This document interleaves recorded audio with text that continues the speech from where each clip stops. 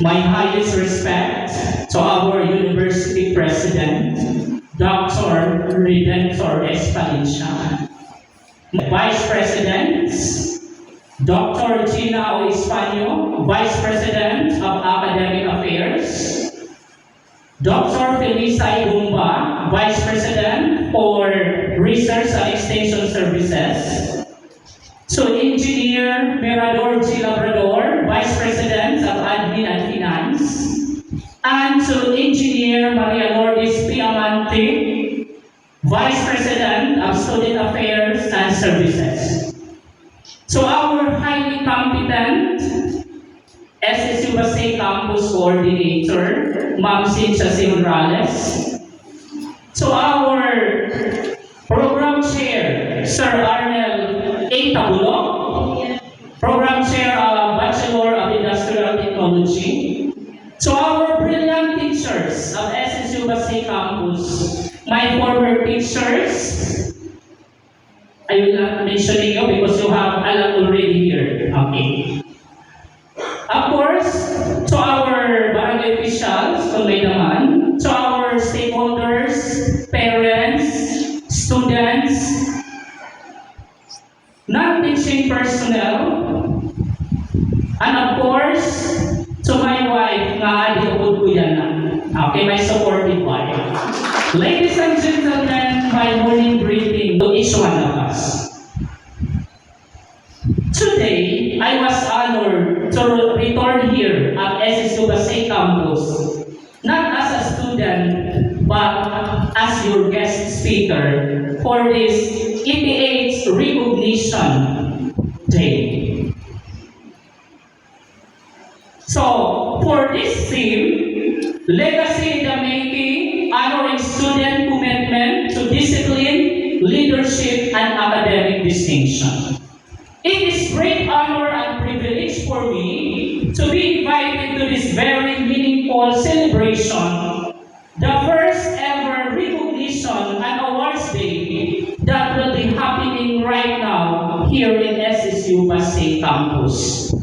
To the place where one of my major dreams and ambitions started as I enrolled my course as an education student, took a Bachelor of Elementary Education way back 2011.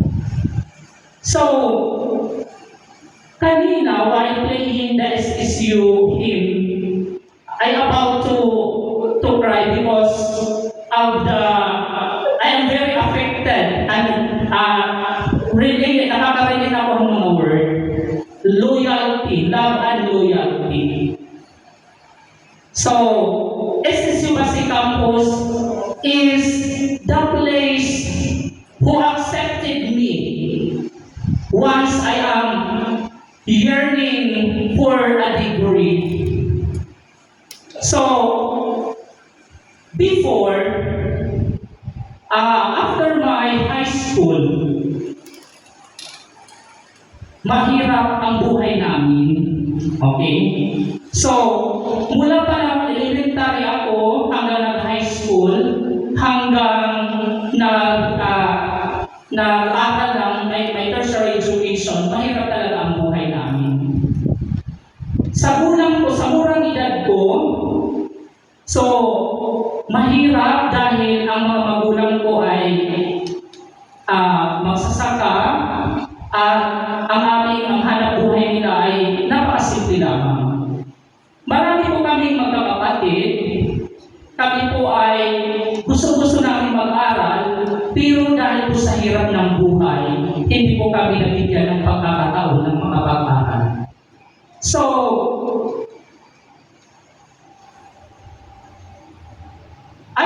when I was in my elementary, I stopped when I was grade 3 because sa kaya ng sinabi ko, mahirap ang buhay dahil ang mga magulang ko ay talagang nakafocus sa farming.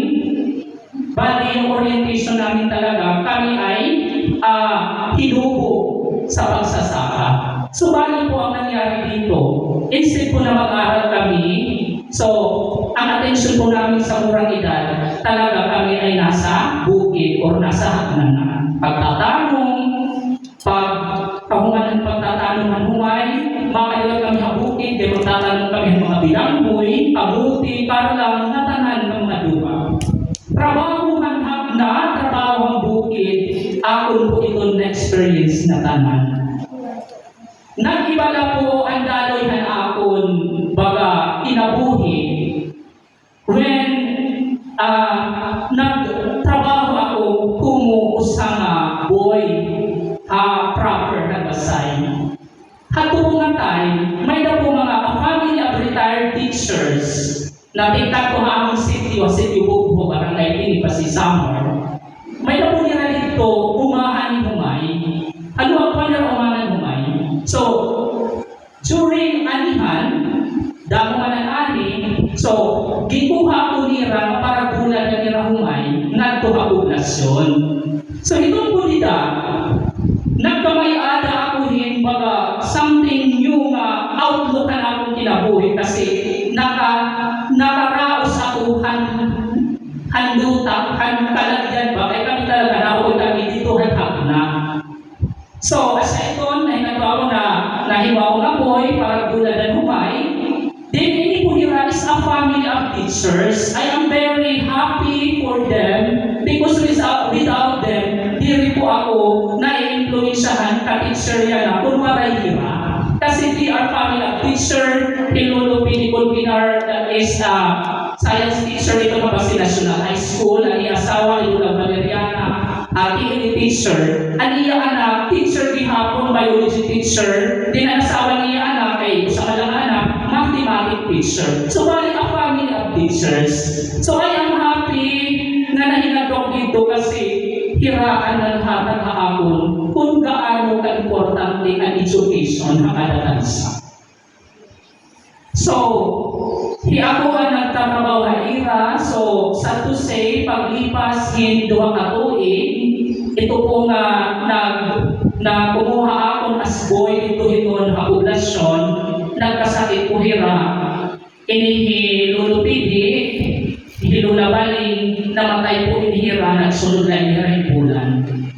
So, pag ang ihin pinakatuig, o sa katuig, asa ito nga, dinsirin akong anakon agaron at mga anak na niya ay mag-will makulminar pa kayo nga, GR, nakakabasa ka. Then, at mga time, sa to say, mag-araw ng pagbaton, bumaton talaga ako tinungod na, kahit at mga time talaga, hindi rin talaga ako maaraw magbasa. Because I stopped my elementary 1998, grade 3. Then, I continue my elementary after 5 years, just year 2004. Imagine, I stopped for 5 years, and because of them, binigyan nila ako ng pagkakataon na maiba ang buhay o daloy ng buhay ko. Kasi kung hindi ako nakatagpo ng ganong klase mga tao na may pagtulong sa kapwa, masasabi ko ngayon, hindi ganito ang buhay ko. So ako ngayon ay nasa pagtatanim pa rin. Walang masama sa pagtatanim, pero at least nabago ang buhay ko dahil po sa kanila.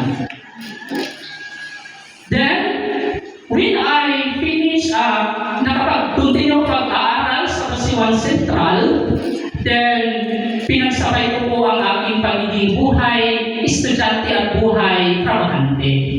While po ako nag-aaral doon sa Pasiwan Central, nagbubulan po ako yung humay, kaya kung okay na ng panahon, dinistimate ko ang panahon kung maurang madiri. So while po ako may kuklase, anakon po, huna-huna, barinat po ako, marunong barinat. Itong mga imbis na yung attention na mag-focus ka ni teacher, because may dali mo pa other obligation, ano huna nakad ko, na-explain.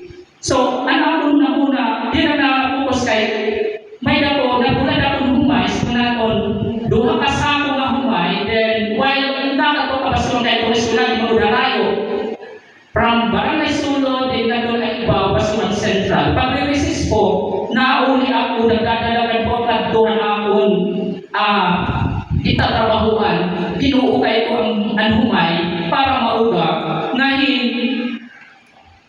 maupay ang panahon, pero diri nga nga ni maupay ang panahon, grabe ang akong stress kasi, siyempre, kung umuran yung tigda, makaagwanta ka pag lit mo, ikanumay, makadalagan mo pangatin, mag-uuran. So, magbabahukan ni Uro ka sa akong amay. So, pero, despite those experiences, masasabi kong maganda po ang naging resulta. So, kahit po ako ay naging voice sa kanila, ang turin po sa akin ay para pong anak. Kung ano yung binibili sa kanilang mga anak, binibili po rin sa akin. Hindi ko po na-feel na ay iba ako sa pamilya. Sa madaling salita, dahil po sa aking pagpupursige, nakapagtapos po ako ng elementarya, year 2007 po, and I graduated with flying colors. Then, when I enrolled my secondary education at Basi National High School, dito po ay parang naging, ang buhay ko dito ay parang bumalik kung ano yung may buhay na meron ako dati. Kasi, umuwi na ako sa aming bahay dahil yung parent ko po, yung tatay ko ay nagkaroon ng sakit. So, kailangan ko pong umuwi upang alagaan ang aking mga magulang. So, dahil doon, ako ay naging working student pa rin. Pero dito, yung kapatid ko po ay tumulong sa akin. Yung kapatid ko ay nandun sa Maynila, nagtatrabaho, nagpapasugubon, kasi talaga ito na aton baga panuna. Then, nagpapadala ng pera sa amin upang magustusan ang pangangailangan ng mga magulang ko at maging sa amin dahil nag-adalaw kami kapatid na pinag-aral niya. So, sa madaling sabi, natapos ko din ang aking secondary education